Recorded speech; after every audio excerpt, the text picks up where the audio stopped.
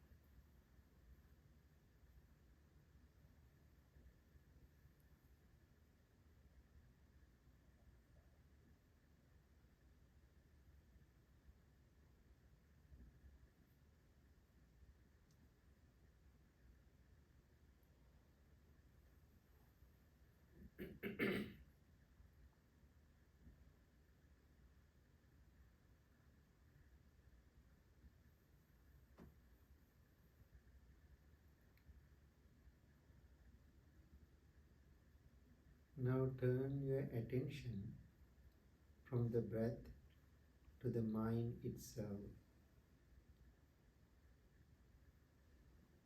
We change the focus of our attention to what's happening in our mind itself, to the uninterrupted stream of thoughts, images, feelings, and sensations occurring in our mind, but without intruding on the stream of consciousness in any way, without trying to prevent it, or control it, or to influence it in any way, with an attitude that is non-judgmental, calm, and kind. We simply watch the mind itself. We watch this uninterrupted stream of images, thoughts, sensations, and feelings, but with an attitude of a calm observer.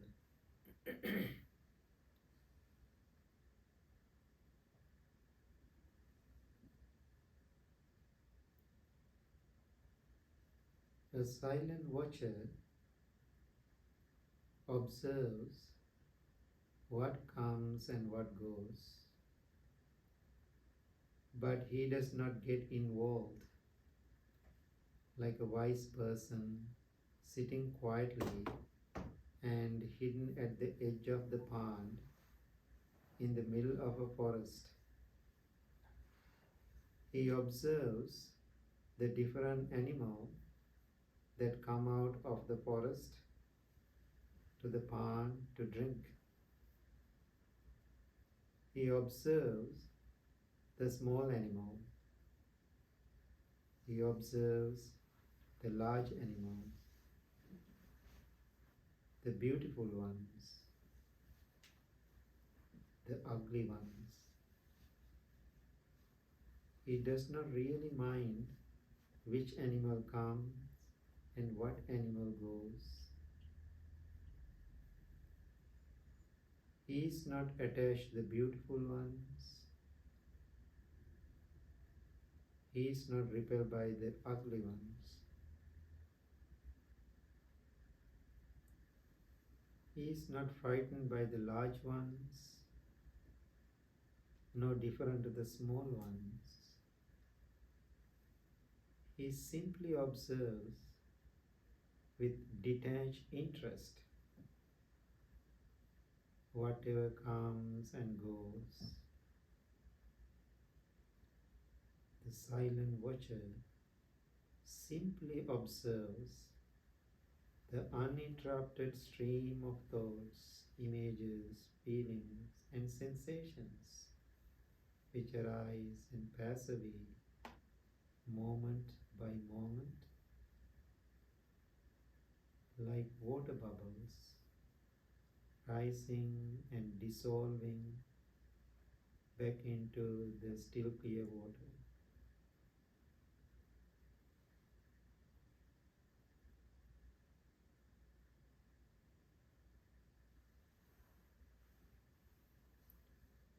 Notice thoughts and feelings as they rise. Notice images and physical sensations as they rise. Observe their characteristics. If they are unpleasant, observe the unpleasantness without trying to make it go away. If they are pleasant, observe the pleasure without trying to prolong it or make it stay.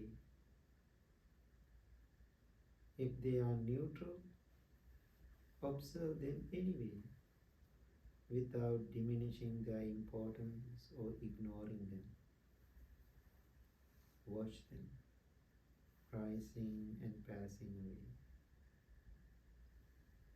Maintaining an attitude that is non-judgmental and respectful toward whatever arises in your mind.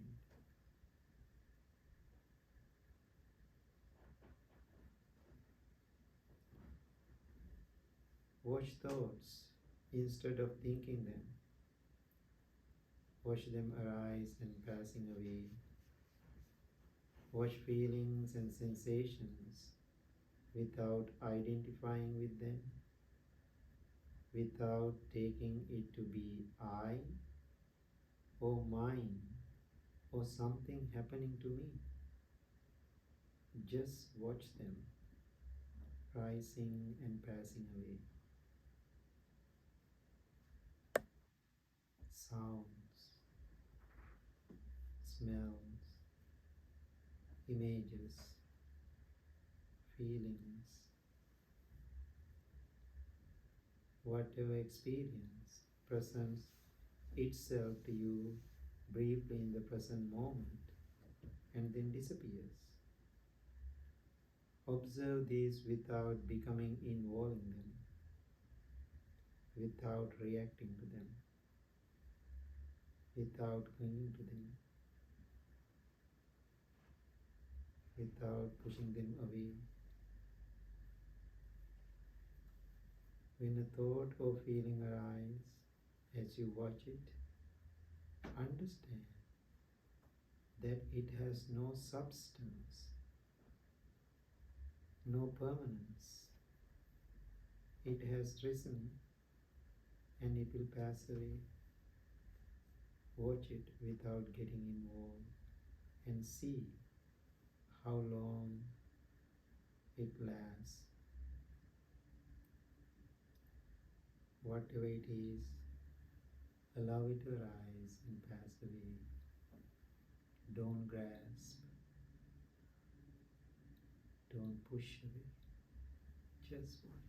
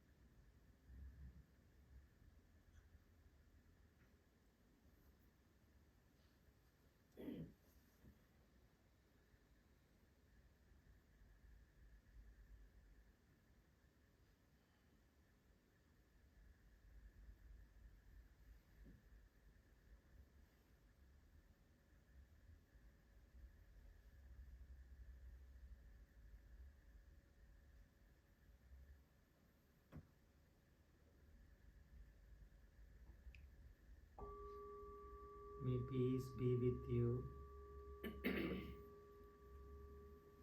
May you be well. May you be happy. May you be peaceful. Choose loving kindness. Thank you very much. Please open your eyes.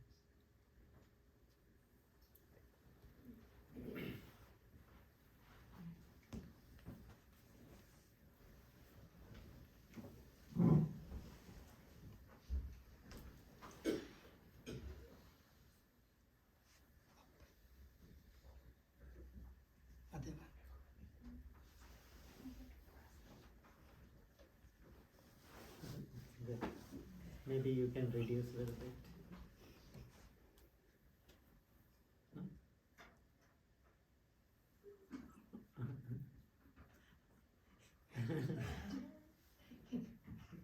That's okay. That's okay. Produce overstrain. Oh no, that's okay. This is fine. Oh, it's okay. It's okay. They cannot do it. Yeah, that's fine. Okay. How was your outdoor meditation? Anything you have to share? Any thoughts? Anything did you experience? First thing I noticed is that I went more than 10 or 20 feet, and I was like, I just forgot about that at first, and then I had to refocus on the very first task we had to just walk 10 or 20 feet. Oh, that's good. You know, you experienced that. And anything else? Yeah? It's hard for me to slow down when I'm outside. The slow walking, you mean? Both. Mm-hmm. It's harder for me to slow. Inside I can calm, outside I'd like to go and go. Yeah. So this is a good experiment for you. So then it is not right or wrong. Then you can decide what is best for you. Right? Yeah. So therefore, some people don't like walking meditation. Some people extremely like it. So that is the nature of the person and the character. And so that's why I said we have to figure it out. What is the best for us? So anything else? Yeah.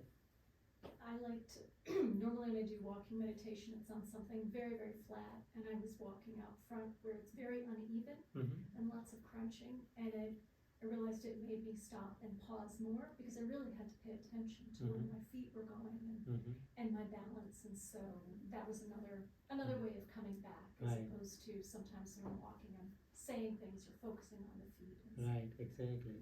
So one thing I realized one time, body is not balanced.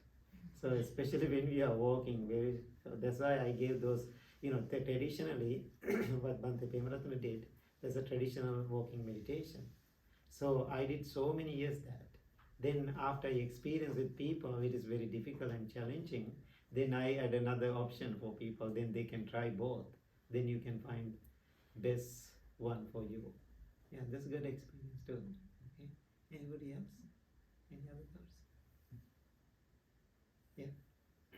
So looking for an answer from nature piece, just paying attention to leaves falling, and there weren't many, so you could really look at each one. And thinking about the loving kindness piece, they all came down really differently. So some were very lilting, some had this gentle spiral, and I saw one that was like frantic as heck. Like people, all this right? energy, working its way down. And I was like, it was graceful too. Yeah. And I didn't choose it, and I didn't have to vilify the one that had all this more energy to it, because they were just all responding the way that they were. Yeah. And I How didn't choose beautiful, it. because I'm always believer when you're in the nature, always there are so many lessons to learn for our lives, which is so beautiful. Sometimes we don't have time to enjoy the nature. We don't have time to see the trees. If you don't looking at them, how come we say it is beautiful? Right? If you don't have time to watch the creek, how come we say it is beautiful? We have to see it, we have to observe it, what is there, right? And so then we can see what is the lesson we can have. Anybody else? Anything else? Good, good. So however you tried. So now I'm going to give some wisdom for you to process. So when people come to meditation, they are always looking for happiness. So my understanding about this word happiness, happiness doesn't work. Very sorry. So I experience happiness is not inside experience. Happiness is outside experience. What is the inside experience then? Contentment is the inside experience. So using our senses, we communicate with outer world. You see things, you hear things, then you label them like and dislike. Then when you like something, then you are happy. When you don't like something, then you are unhappy. So one time when I was in Phoenix, doing some classes and retreats, the morning, after morning session, people said, local people, and they said, let's go to restaurant to eat. Then I went with them, then still we have time after lunch. Then they said, let's go for ice cream. I said, sure, why not? And I'm a fun monk anyway. And so, American ice cream cones are so big from here to here, right? I can eat like a whole month if, ice cream cone. So now I'm holding the ice cream cone. We all came outside because it's Phoenix. So now I'm holding ice cream like this. Now people holding cameras and taking pictures is fun for them. And so when I'm ready to eat it, somebody said, Bhante, say something, say something. Why they are holding cameras and videotaping? So then I said, happiness is look like this, holding ice cream. But contentment is not. Right? Now think about, after this retreat, you are going for a dinner with your family, for example. You are so excited, go to the restaurant, maybe your favorite restaurant, maybe your favorite meal is there, you are so excited, I'm going to order my favorite meal. Very excited, very happy about it beforehand. So, then you order your meal, then meal come out, on the table is burned. It is not your expectation fulfilled. Then what will happen now? Disappointment. It means unhappy about it. Unhappy. Yeah. So happiness always come from some outside experience. It's come to us because of something pleasurable. But contentment is not. Now think about, if you are happy, I know what to do. If I see if you are happy, I know how to make you unhappy. I can do that easily. I can say something, I can test. If you are content, do you think I can do that? Change you? I don't think so. Why is that? Because it is your inner experience. Your deep awareness is there. So now think about, I am being a monk 40 plus years. If you or somebody come to me and say, oh Bhante, you are doing something crazy, stupid. Don't do this. Do something. Disrobe, go and find a girlfriend.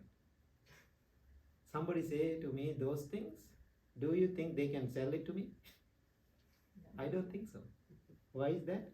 100% I'm committed to this. I'm totally confident about this journey. Therefore, nobody can do that for me. Why? I'm content being in this journey. So contentment is like that very strong inside experience. So therefore, I'm asking you, don't look for happiness. Look for contentment. When you have contentment, you feel, there's another English word, what we use, oh, I'm so content. What it means? I'm satisfied. So you are not looking for something else after that. So why people are keep looking more things? They are not content what they have. So now think about your life. When you are young, now I'm building up some conversation and story. When you are young, maybe your parents, maybe your grandparents, they said, work hard. If you want to have a good life, work hard, make more money, then you will have a good life. Some people in this country, I can see, they are telling me the stories, they believe it. Then they work hard. They made more money. There is a man, he is now 73 years old. One day he called me and said, Bhante, I'm really emotionally down. I want to see you. I said, sure, I will come to the temple. When I go to the temple, I can see this man is a business owner, very rich. He has money. He's crying like a baby. Then I was sit next to him. I asked him, what's going on? I'm really upset and sad and mad for everything and everybody. I said, what is going on? Then he shared me a story. When I was 15 years old, I started my first job. My grandparents had a business. My parents had the business. They both, parents and grandparents, pushed me so hard to make more money. As a young boy, I was believing it. We all need money, I know that. Nothing wrong with that. So then I work hard every day. Now I am 70, over 70. Now I have money. I always believing if I have money, I'm safe. I know there's some benefit having enough money. It's wonderful, right? Have that safety, which is great. So what happened, why I'm going through this emotion right now, I was sick. I have a heart issue, heart problem. Then I was thinking, Bhante, nothing to worry. Why? I have money. So therefore I go to Chicagoland big hospital, like a rush, and I will fix myself. I went to the hospital, I talked to all the doctors. They couldn't figure it out. Then I came home, I talked to my wife. Wife said, don't worry, it's okay. We can go to the most expensive hospital, Rochester, Minnesota, Mayo Clinic. Why? We have money. Then group of doctors, nurses, therapists, and everybody checking on him, like few weeks, spent lots of money. Finally came out, couldn't figure it out. Now what is going on? More stress, more sad. So then he realized, I'm so angry right now. I'm angry with myself, I'm angry with my money. So then first time he felt, my money is useless. Useful and useless same time. Then he was telling me, now I'm sitting, before you come here, I was sitting in front of the Buddha, I was looking at him. Whatever I feel right now, peaceful being here in this meditation room, that experience I cannot have using my money. That's why I'm more disappointed with my money now. Now think about your life here in this country. I was reading a magazine published in Australia. It says, I don't know if it's true or false, but it says 60% of the world wealth in the United States. All other 40 all over the world. If you believe all the material things is our ultimate happiness, this nation has to be happiest nation in the world. This is my country too now. So we all know we have everything, but still we have lots of issues when we compare to other parts of the world. Other parts of the world, they have their own issues too, but when we compare the other parts of the world, and here we have more problems here. So that means people were thinking, if I have enough material things and everything will be fine. But it is not. It is something to think and consider. It's very challenging, very difficult, very painful. Now what we are going to do then? So when I was, every year I'm coming to Pennsylvania, I'm going to teach in the Penn State. Now I think last 10, 12 years I did that. And so one day I gave a talk, Penn State, for the student. One student said, Bhante, whatever you said is perfectly right. We are so spoiled. Even we don't have time, we are lazy. You know what I want to tell you? There is a church somewhere in Pennsylvania, drive-through church. Can you believe that? Drive-through church? Then I said, what? Drive-through church? Yeah. Somewhere in Pennsylvania. He said, if you don't believe it, I will take it tomorrow morning. I said, no, thank you. Now I believe you. So, now think about your life. If you don't have time to make coffee in the morning, what do? Go to the Starbucks, drive through. How comfortable. If you have credit card or money, you can go drive through and you can get everything, whatever you want. Now people are smart. Drive through church. Why? They don't have time to go to church. Maybe they are lazy Sunday morning. But if they don't go to the church, they feel guilty about it. So what they are doing, church was smart. I asked how it work. So they said there's 3 buttons like a bank. They push the buttons, put the credit card or cash, suck in 10, 15, 20, whatever number they donate. Then according to that number, they can hear a sermon. That's what that boy told me. You know, I love to make the joke. I said, wow, that's a great idea. I said, right? I said, wow, that's a great idea. My temple is in the perfect location in Woodstock, Illinois. I am going to start drive-through mindfulness. I said right away in front of all the students, like 200 of them. Then everybody started to laugh. Do you think I can do that? I don't think so. I made the joke. How about drive-through mindfulness? It doesn't work that way. I had to sit in front of people like eye to eye, person to person. I had to talk, I had to explain, I want to feel your emotion, your thoughts, what's going on in your mind. Then we can communicate and understand. So now, when we have all the material things here in this country, people think we are fine. It is not. I was in a health food store. It's very interesting. Before the class, I have a little time to walk around the health food store. It's fun to keep looking at all the items. You know, we can see in the health food store. When you go to the health food store, how do you feel? Wow, so many cool stuff. So then I was keep looking all those stuff. I didn't find even one product to make people content.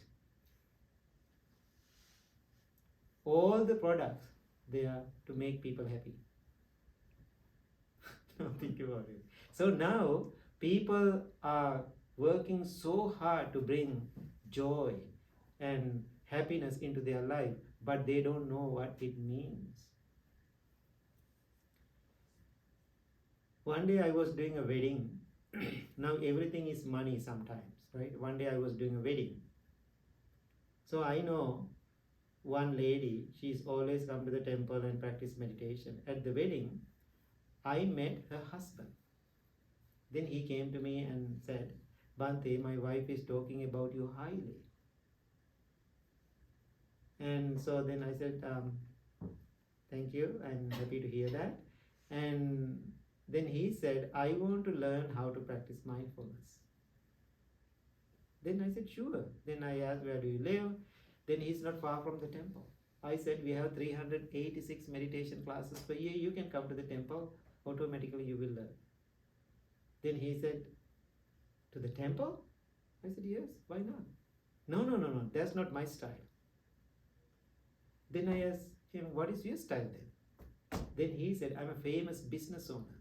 I don't know how to say the name. Even if you say the name, maybe you know that person too. He's a famous person.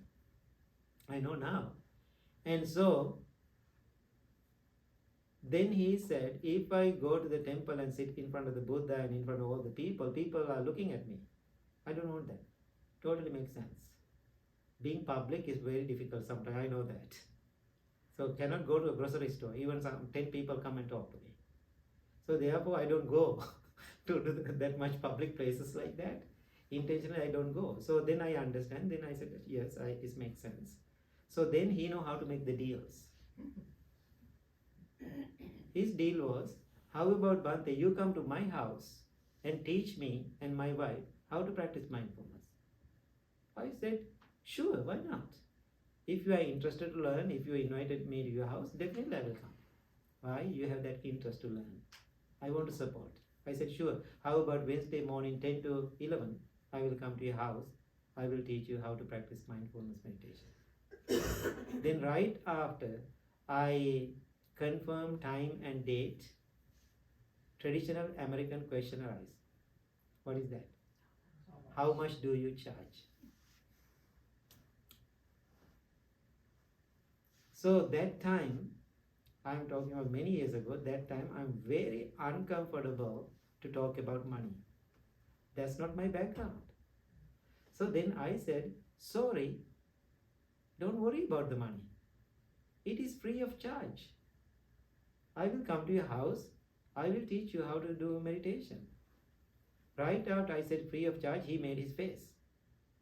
Then he said, free of charge? I said, yes.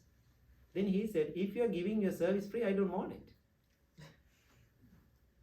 I said, free is good. Then he said, not for me. I asked why, explain to me. Generously I made that offer. Then he said, if you are offering your service free, it is cheap. I don't want it. Now what I'm going to say? Nothing. He's honest. He said what he believed. Then I was so quiet because I don't know what to say.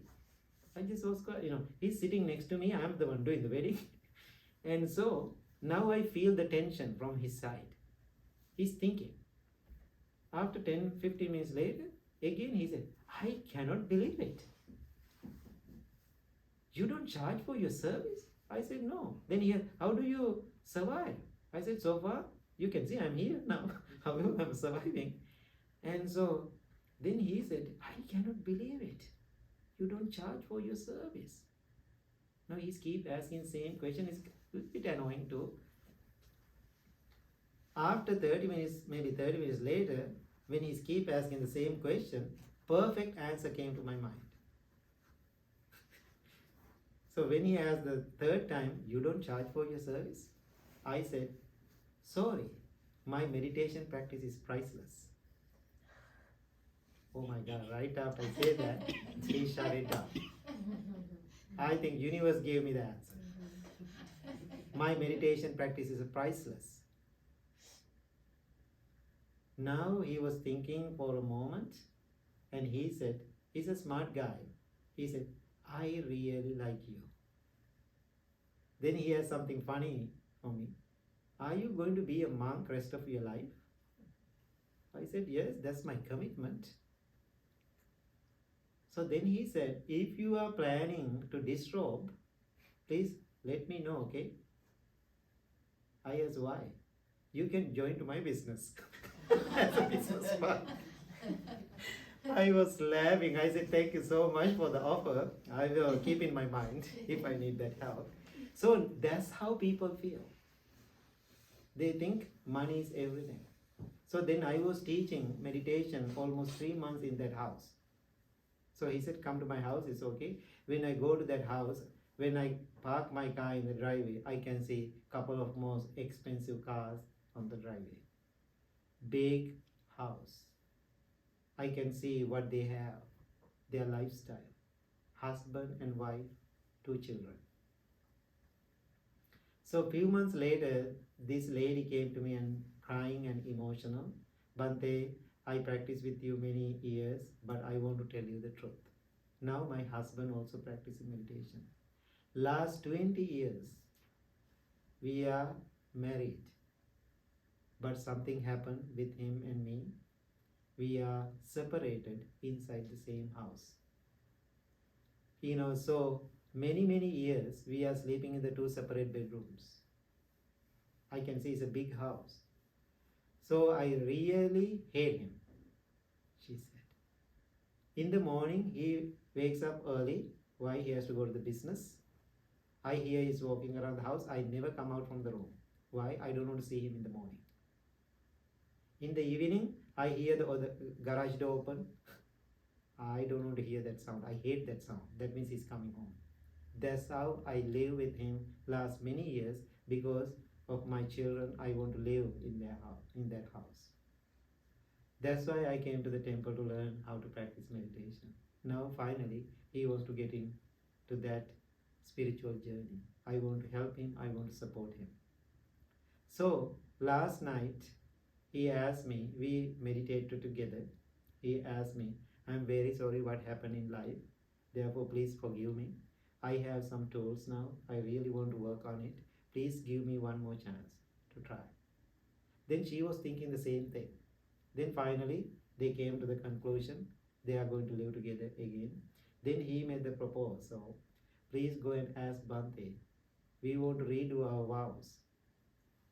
Please ask him to do a private wedding ceremony. They are already legally married. They want to come together. I did that too. So now these people, every year they are building 2 homes in Sri Lanka. So now I'm a kind of their family monk. When they are going for the big vacation or something like all this, they include me. One time we whole family with me, we were in New York City. We are having a little fun. So then one day I said to him, my friend, you are working so hard to make money. Now you have enough. Just stop. Enjoy your life. Then he said, yes, you are right, Bhante, I have enough. But I'm working hard. Still I'm working hard. Do you know why I'm working hard? I know how to make money. So I have that skill. So therefore I want to work on it. Why I'm making more money now? Not for me. I want to help the world. Now think about the power of the meditation. Power of understanding about life. Therefore, money is not something bad. The problem is the mind. You can do lots of beautiful things using your money. So therefore, I never label money is bad. Sometimes people say money is evil. No, money is not evil. Sometimes mind is the one evil. So if you have mindfulness, awareness, kindness, compassion, you can make money, but you can help thousands of people around the world using that money. This makes sense now? So therefore, I am not hating material things. If you want to have material things, please do. Same time, share what you have with other people. So now what I want to talk, after people having all these material things, if you are not going spiritual journey, you don't know how to manage your material things. Then you go to only that extreme. Then what will happen? People get tired and exhausted.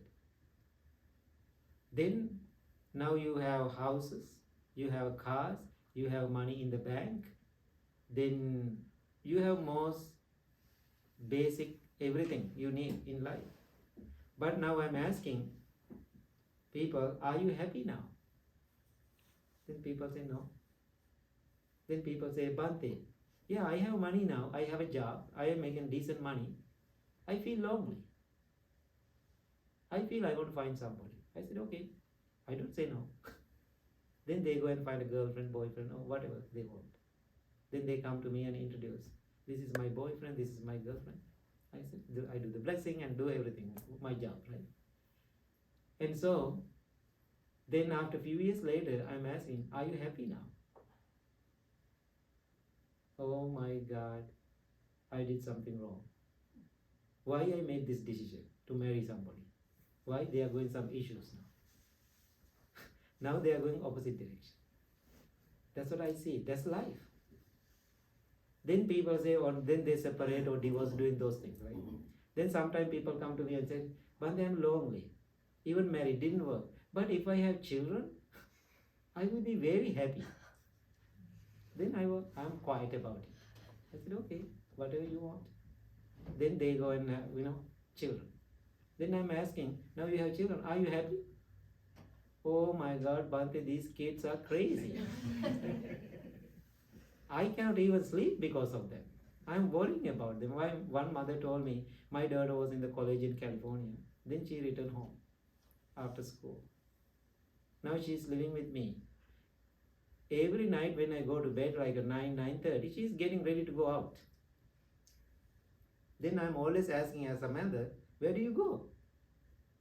Then this young lady always tells me, Mom, I'm old enough to make my own decision. Don't worry about it. Maybe parents, you experience those things. Then 2:33 in the morning, she's coming home drunk.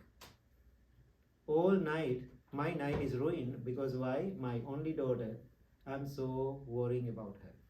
Now, having children also is fun, same time it is so painful. So whatever people did in their life to be happy, now they have troubles. So now, what is the experience? Exhaustion. You are exhausted doing your life. Now what will happen? This is the direction now I am going, okay? Now after having that exhausting mind, then we are thinking, oh my God, I'm so tired, so exhausted, emotionally, physically, mentally, every way.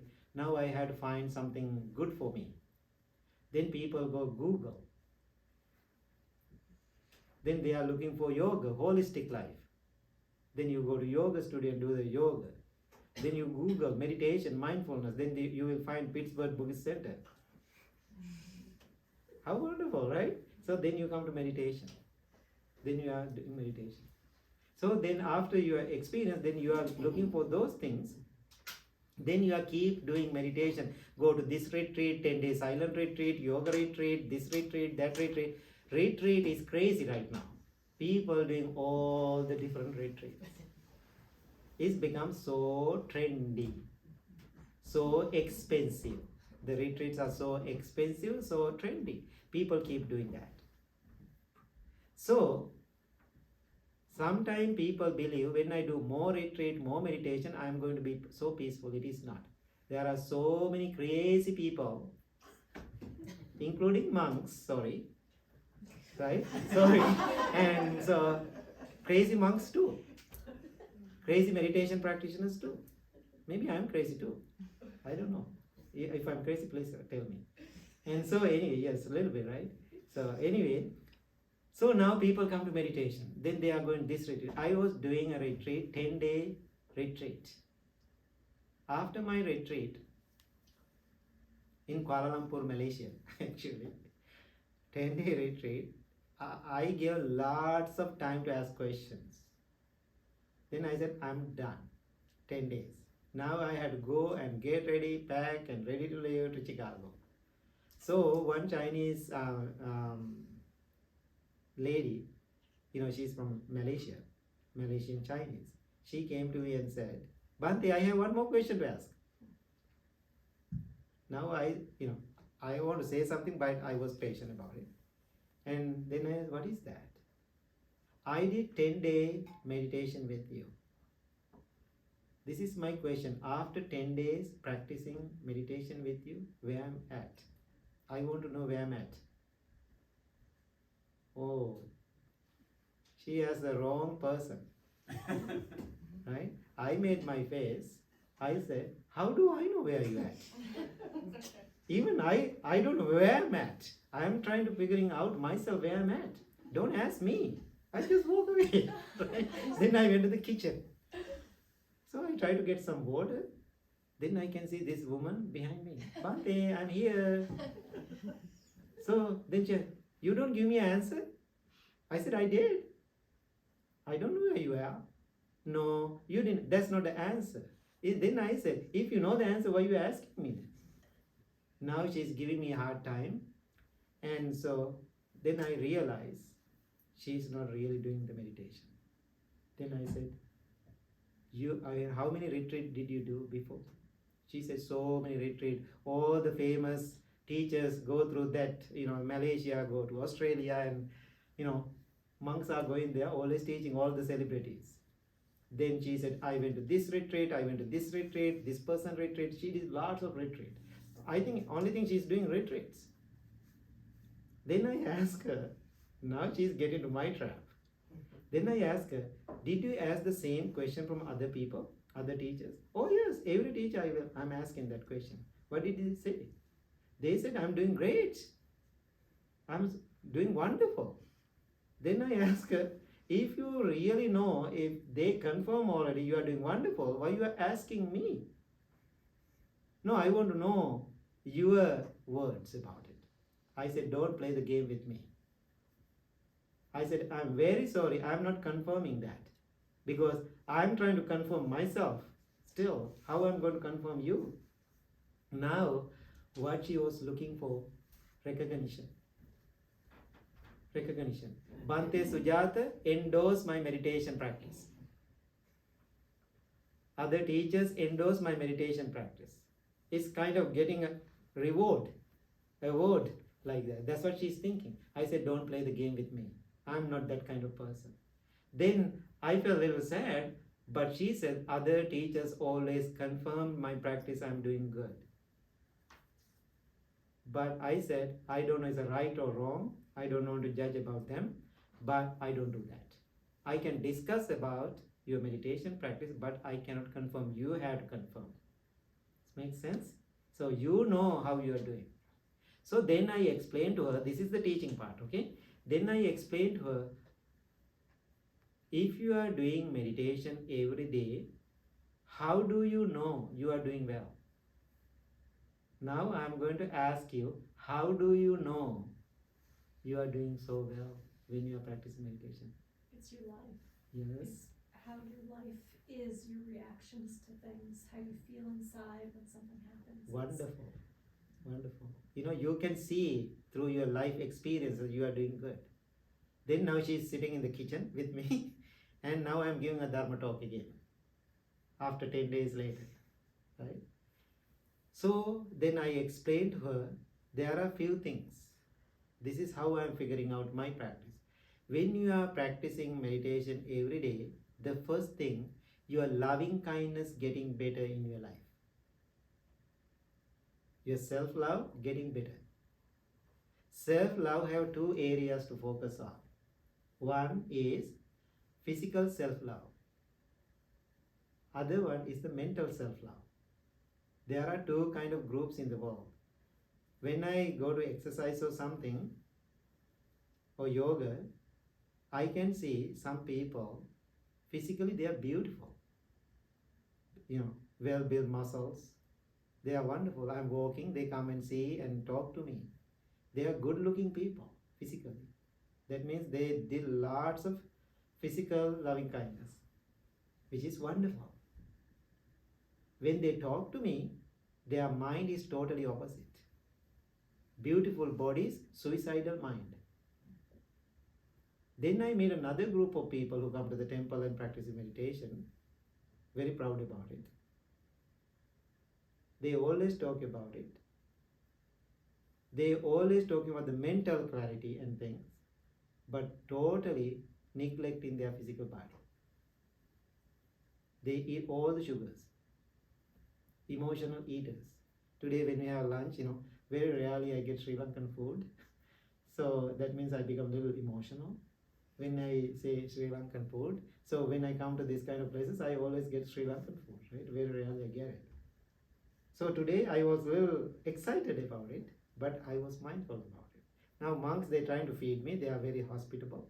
They try to ask me to eat more. Why not? I said, no, I can eat whole table if I want to. But I don't want to eat emotionally.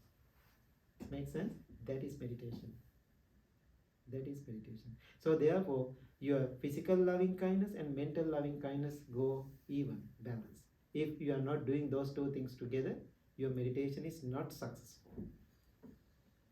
That's the first quality, getting better. Then you can confirm my meditation is going well. How about the second one? Your compassion is getting better. What is compassion? What is compassion? How do you define it? Don't be judgmental. Okay, wonderful. Very good. What else? Empathy towards others. Yes, empathy towards others. Wonderful. Anything? Doing what is needed. Yeah, okay. So this is a good word, you know, the compassion. Sometimes people are very compassionate. We do things for the compassionately for other people. But if those people say thank you or thank you card or not, so about they didn't talk about appreciate it, how do you feel? Sad about that. So one girl came to see me driving like an hour and a half, snowy day, and the moment she sees me, she started to cry. So I felt it. I gave some tissues, and crying is a good exercise. So I let her to cry. I just sitting and waiting. So after 10 minutes later, she was wiping her eyes, and she said, "Bhante, I want to apologize." I asked, "For what?" "So I cried in front of you. Did I make you emotional when I cried in front of you?" I said, being honest, "Not at all." She was so upset. She said, "I was driving hour and a half to see you. I cried in front of you. I was so sad. You don't feel it?" I said, "I feel it, but it is not mine." I said, now I am act like it is tough. Why? I want to get her to the right path now. Right? That's why I'm acting like that. I said, "I feel it, but it's not mine." Then she said, "If you don't really feel my pain, how you are going to help me?" I said, "You got it. Then let me ask this. When you cry in front of me, I become you. What will happen to me? After you leave, I have to go to the therapist to overcome my pain and challenges and difficulties, those emotional burdens. Therefore, I don't want to do that. So therefore, I don't want to become your problem." Then I said, real compassion is how I am going to help you without hurting to myself. Make sense? All the doctors, all the nurses, all the medical professionals, all the therapists, they all have that issue. End of the day, how do you feel? Emotional, tired, and exhausted. I had that issue too. One day I was thinking, traveling and teaching, this is too much. Why? I am taking all the emotional burdens from other people into my life. I was thinking, this is the way rest of my life I'm going to live my life. Then one day I realized through my practice, no, I'm not going to do that. So whatever they are going through, that's their problem. But I am so aware about it, then I'm concerned how I'm going to help them lovingly and kindly without hurting to myself. The analogy, now think about, we need the fresh air. So if you need the fresh air, you can go outside if you want. If not, we have to open the window. When you open the window, like a summer days, what do? Just open a window? What? You put the screen, right? When you open the window, you put the screen. Why you put the screen? You don't want mosquitoes. You don't want the bugs inside your house. So same analogy what I did. So I see, I feel her problems. I didn't take it as my personal issues. I'm kind, I'm mindful, I'm respectful, I'm listening to her, but I didn't take it to me. Make sense? So that is called the real compassion practice. So otherwise you cannot help other people. You feel tired. So that quality also getting better in your life when you practice meditation. What is the third one? Sympathetic joy. It is called the appreciative joy. That means opposite of jealousy. If somebody got a brand new car, maybe you have a very old crappy car, sorry that word. So then you can say, I'm so happy for you got a brand new car. I'm so happy for you. Your best friend got a PhD. Then you can say, I'm so happy for you. I'm enjoying it with you. You got a brand new car, the house. I'm so happy for you. Most of the time people go the opposite. Why them? Why I don't have it? So in the Buddhist teaching, we call rejoicing together. So something good happened in somebody's life, we go and enjoy it with that person. That is we call the sympathetic joy, appreciative joy. That quality also getting better when you are practicing meditation. The fourth one, what you said, I think you or somebody said, equanimity. What is the word you said? Equilibrium? I was thinking like the story you were telling us, I'm thinking that's the challenge of equanimity, is having that concern and compassion Right. without taking it into yourself. Yeah, most of the time we are taking in. So I think I'm doing really well now. with that quality and practice. So the next quality, the fourth quality, that equanimity practice is going really well when you are practicing meditation. That means keep yourself balanced, even. What is the nature of our life? Our emotions? Up and down. Going like this, up and down, up and down. It's called the bouncing back and forth. Like a roller coaster. When we go first time in the roller coaster, did you do that? Roller coaster? How do you feel? Fun. Then second time, maybe you can do it. Third or fourth time, you feel tired, you want to throw up. That means, physically it's really difficult. So our emotions also like that. Always coming, always we reacting to them, always bouncing back and forth. Those emotions. So during our meditation, we can balance them. I will tell you an example. One day I was middle of the downtown in Chicago getting ready for the meditation. I got a phone call. I answered before the class. There's a man from Wisconsin, one of my students, long years of practice meditation. He asked me, Bhante, emotionally I'm down today. I said, sorry, I understand that. So, would you please come to my house today to sit with me?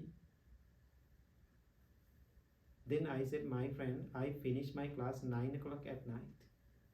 Then I was listening to his story. It is not a life-threatening challenge he is going through. He can handle it. He has some tools. Then I said, sorry, it doesn't work. Now I know how to say no.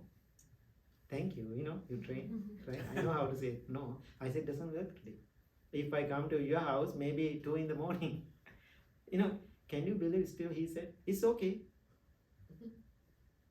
I said, not okay, I cannot. I want to sleep, I want to rest. I said, no, it doesn't work today. Now he's keep asking and keep saying no. This is what he said. He said, you are the most unkind monk I ever met. He hung up the phone. Now what I'm going to say? Nothing to say. I just laughed. Why? That's not my problem.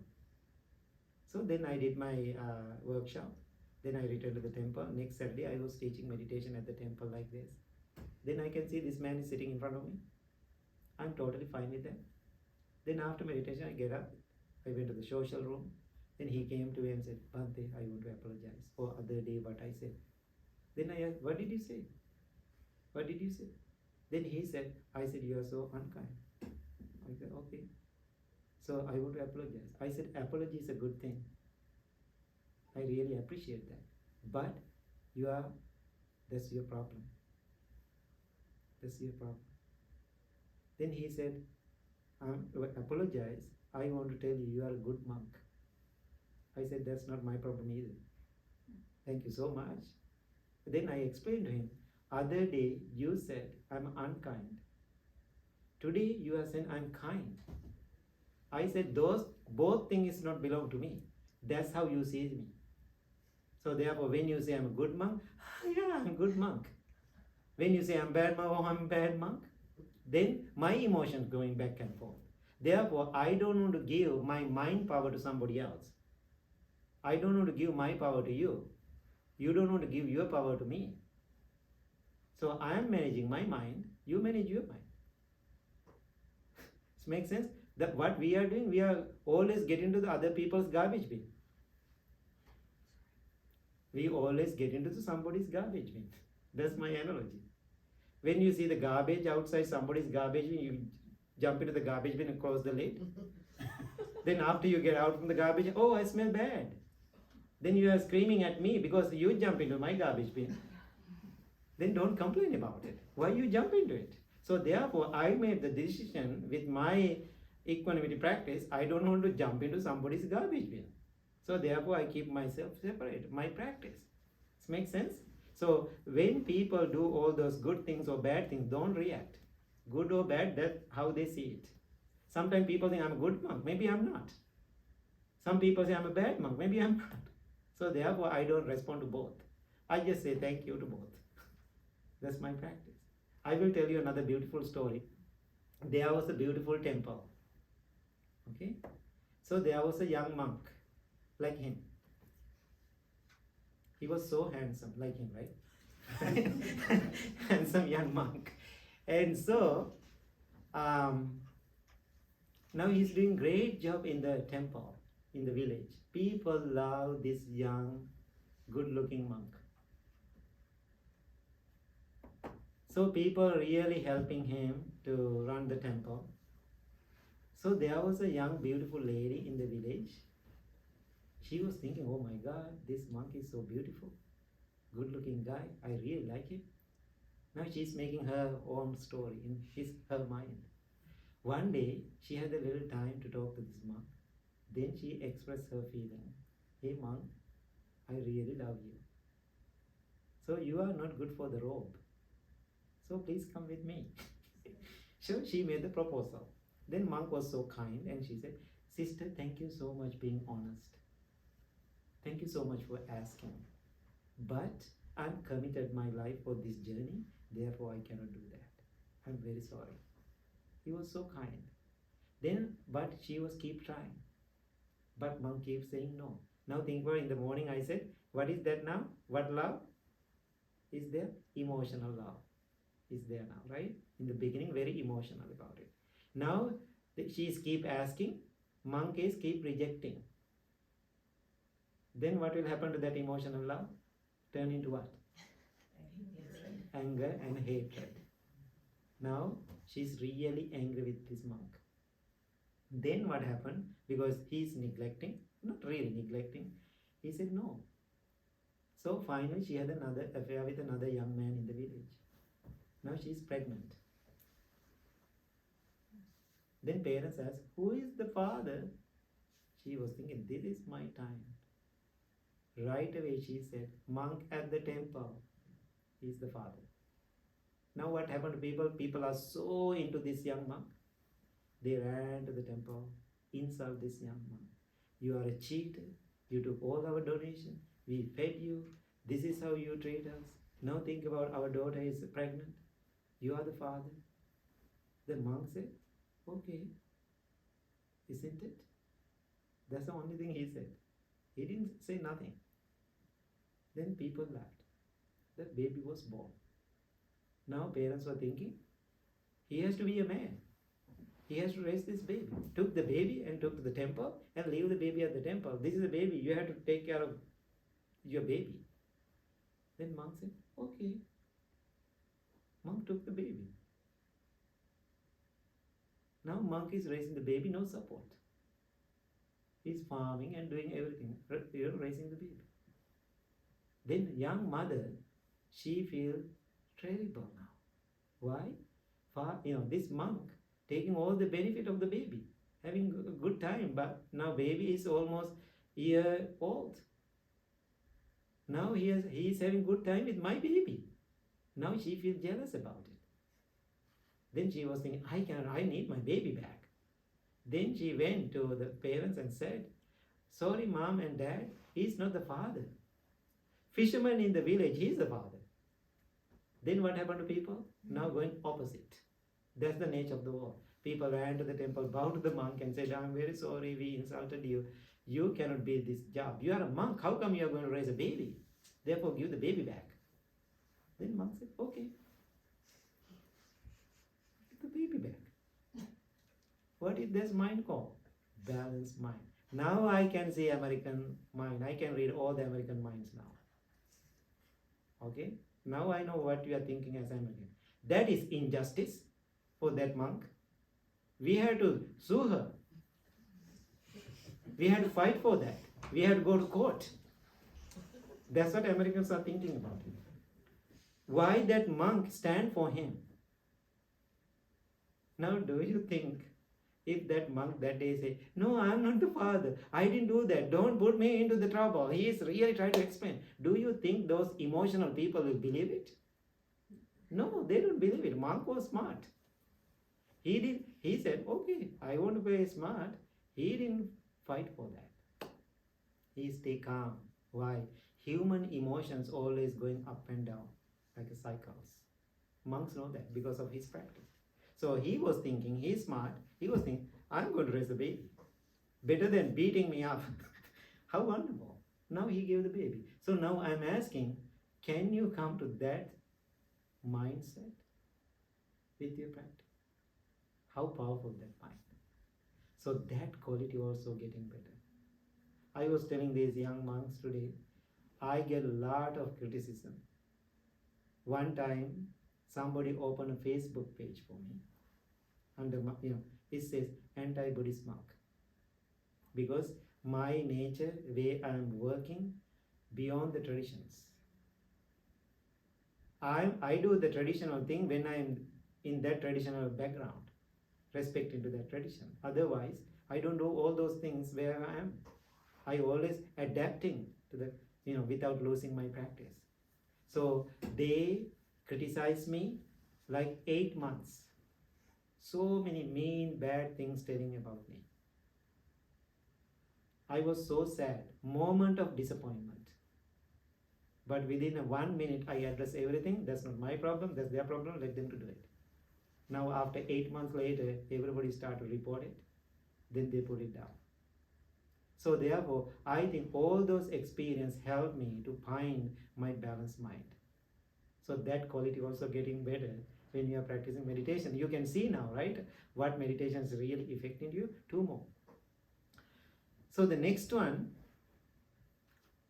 when you practice meditation, you understand what is the root of all your problems. What is the root of all your problems going through in your life? What is the root? You recognize that when you meditate. What is the root of your problem? Huh? Your mind. So go deeper. Greed. Little bit more. Fear of death. No. Attachment. Attachment comes because of what? Ego? Here you go. Everything is related to ego. What is ego? I, my, and mine. I, my, mine syndrome. So I can give whole another talk about it. I'm not going that direction about how to, taming our ego. So then what will happen? You understand that is the root of our problem. Egotistical mind. So then what will happen? Then you understand this is my egotistical mind. Therefore, I have to go opposite direction. What is the opposite direction? I have to be so humble. I'm so humble. But I said during the meditation, you can be humble, but don't become a doormat. I'm very good with that. If I want to say something, I just say it. But I'm humble. But people cannot play the game with me. If I want to say something, I will say it. So there you understand, everything is ego related. That's the root of my problems. Then one last thing, when you practice meditation, you understand true nature of life, which is, what is the true nature of life? Impermanence. Everything is subject to change. All the conditioned things are subject to change. So then what will happen? After you understand that, you can have fun. That's fun, right? Everything is subject to change. So therefore I'm asking today, can you die now? I think you got it, right? Can you die now? Please die. Try it. What does that mean? Live now. Live now. One day I gave a talk at the temple. I said, I know people are waiting for me because I'm not at the temple most of the time. So I gave a talk. Then my last word, I said, I'm done. Please go home and die. Then I get up and walk away. That's it. That's my last word. I know I want to get that attention from the people for the teaching. Then I went to the social room. Somebody came to me and said, Bhante, we are waiting for you every day. You are traveling all over the world. And when you come to the temple, we are waiting, and always full house at the temple. So you are giving great Dharma talk. End of the talk, you put the bomb. Then you ruin it. So you asked me, you asked us to go and die. I said, yes, I did. Go and die. I'm so confused, he said. I said, I'm very happy if you are confused.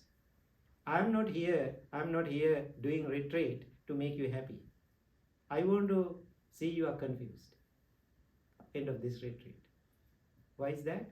I want you to think more, to understand about this teaching. So therefore, my goal is not to make you happy. But if I have a goal, my goal is to make you content, not to make you happy. So therefore I said, go home and die. Then he laughed. Then he said, is it okay, later I will call you? I said, if you want to, that's okay. Then he sent me a text message, can I call you after 1 hour later? Then he said, Bhante, thank you so much, I got it. I asked him, what did you get? That means you asked me to go and enjoy my life, right? Live my life. I said, yes. If I say, oh, go and have fun, live your life, you don't get it. I said, go and die. So then I said, living and dying is interconnected. To live, you have to die. To die, you have to live. So that's how I see my practice. So therefore, I prepared my mind to die. So then nothing to lose after that. Why? I'm already accepted that. So therefore, beautiful thing with your meditation practice, you understand everything is subject to change. Therefore, no need to attach. If you attach to things, you lose things. So therefore, let go everything. When you let go everything, you have everything. Did you get it? What I said? When you let go everything, you have everything. When you get attached to everything, you lose everything. So what I did, I built the temple.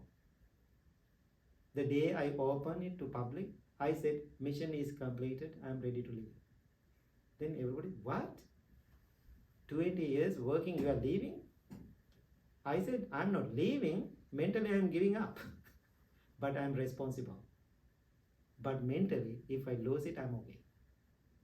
Makes sense? So therefore, easily understand the word impermanence, then easily you can let go.